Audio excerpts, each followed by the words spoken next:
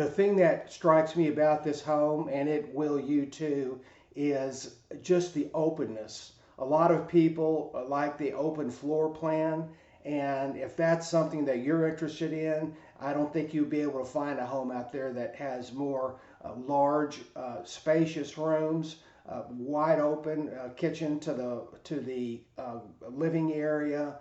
Every time you turn a corner, there's a big room. Very light and bright, lots of windows. It's got hardwood floors up and down. The home is priced at $2.595 million, 5 bedroom, 5.5 bath, 6,323 square feet, and it's on 2 acres. Harper Landing is one of the premier subdivisions in Fairview. You're going to be surrounded by homes of this caliber, and their homes are going to be more expensive than this home, so you're protected on your values.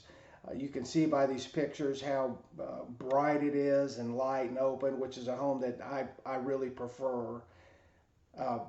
Big master closet, and this home is really just waiting for someone that can come in and put some furniture in there and start enjoying it. Thank you.